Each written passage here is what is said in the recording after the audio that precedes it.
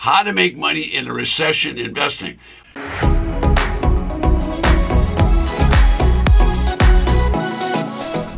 Hi, I'm Ted Thomas. I've been involved in real estate for over 30 years, and the last 25 years I've spent specializing in a subset of the traditional real estate business, and that's called tax liens and tax deeds. Now, most people understand the traditional business to be, residential homes, residential vacant lots that are buildable, small apartments, small farms, but it's mostly homes that are sold there.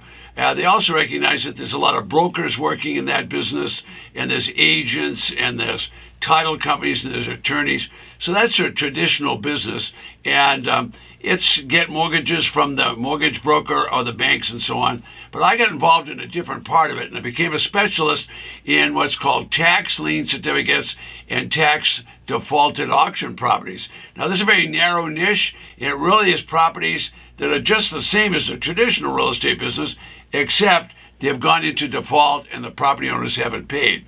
Now, those defaulting owners really cause the county a big problem because the county needs that tax money. They need the revenue to pay for the school teachers and for the police department, the fire department, and pay all the county employees.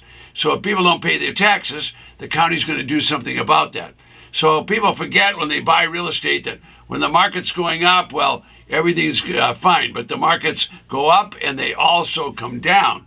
So when the markets go up, well, everything's pretty exciting, but you have to have a little bit of flexibility because sometimes the traditional markets will head down. So the stock market, everybody's sort of used to that because what happens with the stock market? Well, it's like everything. Recessions really happen. All right, and what happens? Well, what happens with a recession, when the stock market goes up or down, the stockbroker does fine because they make money buying, they make money selling.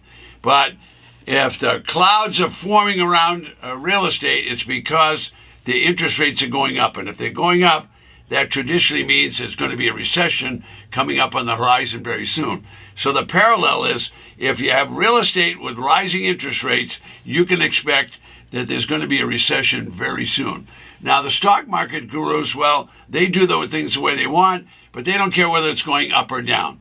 Okay, so people that have regular jobs, who work as CPAs, attorneys, or they have construction jobs, whatever, they have good jobs. Maybe they're going to go to a real estate broker or they're going to go to a realtor. They're going to buy properties. But what's going to happen if there is a recession? Well, you need to think about that. All right, if you have no idea and you have no plan, well, the house you already live in, you're going to make the payments there. But when you start buying investment property, you got to think about it because if you have a property and you're renting it and there's a nice young couple in there and they're traveling around in their new car and they're going to Las Vegas, they're having lots of fun. What happens if they lose their job?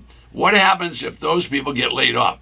Now suddenly you're going to have two tax payments. You're going to have two payments on the mortgage. You're going to have a lot of payments. So if you haven't planned for that, you could easily pull yourself right into that abyss, which is a foreclosure problem. So ultimately, when these markets crash, is because one or two people start where they can't afford that house, so they let it go to market, they let it go to foreclosure, and that drops the market around in that particular neighborhood. Now, I've known where there was buildings with 200 people in them, 200 apartments, and people started moving out because they couldn't afford it because they didn't have a job. Suddenly that whole building went to foreclosure. Now what's going to happen in the neighborhood?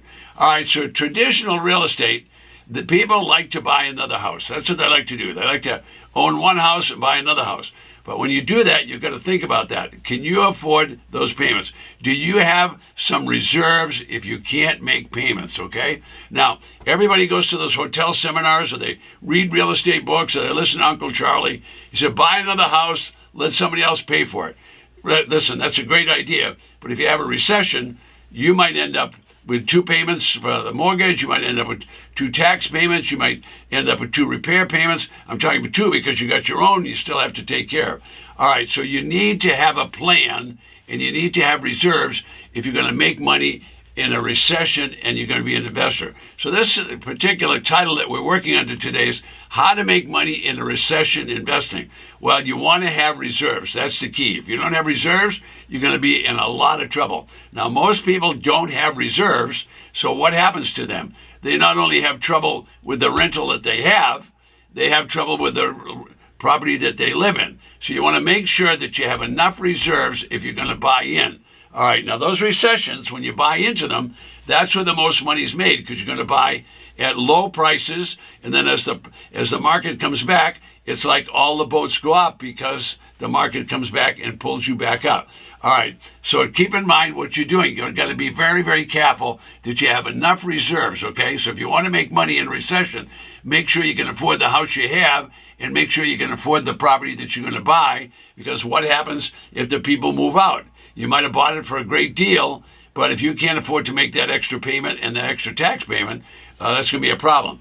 So when the stock market goes up or it goes down, the stockbrokers, no problem for them. Why? Because they make money going up and down. But what happens to real estate people? Well, real estate, when it starts down, it might go down 3 years, 5 years, 7 years. I've seen it go down more than 10 years in a row before it bottomed out and then started the slow climb back up. Well, if you're not prepared for that because you don't have money, you're going to have a problem. So if you want to buy in a recession, you better have lines of credit, you better have credit cards that aren't maxed out, and you better have other reserves and way to get money. So it's no joke when they say buy when there's blood in the streets. The blood that's in the street is all those people that didn't plan on a recession. There's going to be recessions every few years in the real estate market, and it goes down slowly, and then it comes back even slower. Whereas the stock market's up and down, and people are used to that. They're ready for that. So they lose money one day, but they double it the next day and whatever.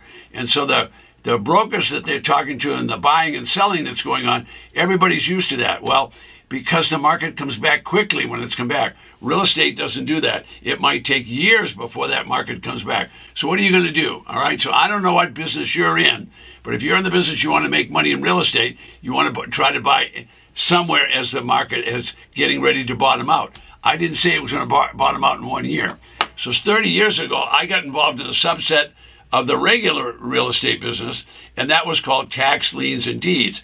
And those properties that people didn't pay taxes on, they crashed. And when they crashed, the people couldn't pay the taxes, so the government foreclosed on it. And what does the government do with those properties? They're going to put those properties back in the market for 60, 70, 80% discounts. Why? Because first of all, they assess the property. They know it might have a $100,000 value, but they don't try to sell it for that. They're going to try and accelerate the sale, so they're going to drop the price 60, 70, and 80%. Now you're buying at recession properties.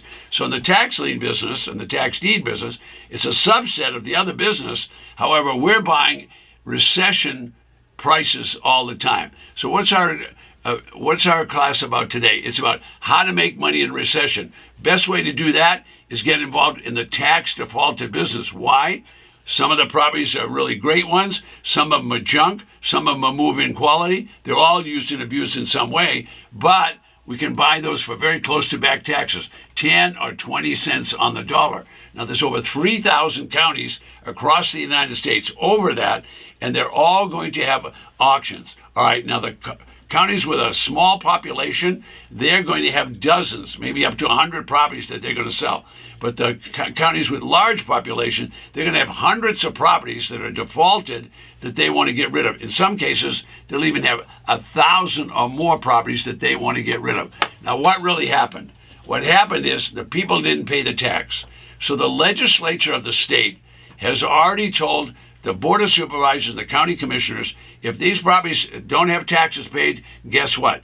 We want you to levy the tax, collect the tax, and seize the property if they don't pay. When they seize those property, they want to do nothing more than get rid of them. Why do they want to get rid of them? Because they need the money to pay the school teachers, the county employees, the police department, and the fire department. So the county treasurer is going to discount, and now you're going to buy recession prices, and you're going to buy from the tax auction. There'll be over 5,000 of those auctions this year.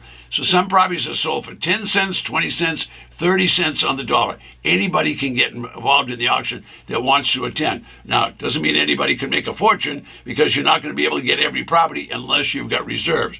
So people try to buy a $100,000 property, you might get it for 10 cents on the dollar.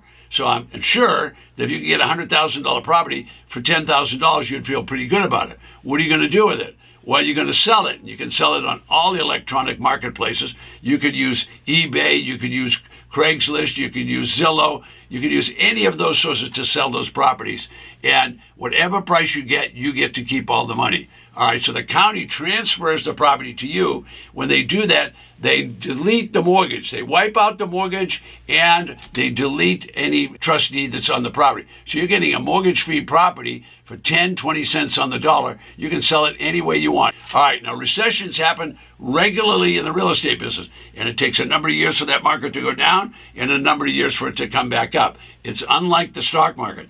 So real estate people go bankrupt in these recessions because it takes so long for the market to get down and there's nobody buying or selling. All right, so you have to have patience to be in the real estate business, and some people are going to call you a vulture investor. And what they're doing is they're holding off as long as possible. They're buying for 10 cents, 20 cents on the dollar. All right, now if you do buy these properties at auction, you need to think about this. Number one, you must look at the property. You have to have boots on the ground looking at the property. There could have been a fire. There could have been a hurricane, could have been a windstorm, there could have been any kind of deterioration in that property. It could be a chicken farm there. All right, so you want to look at the properties before you buy them. Number two, you don't want to make the mistake of bidding the property up. So look at the property and then determine an exit strategy before you start your bidding. For example, if the property's worth $100,000, you know you can sell it quickly for $65,000. So now control your bid. If you control your bid and only went to 30, you'd have the difference between the 30 and the 65 as potential profit. My name is Ted Thomas. I'll see you on the next video.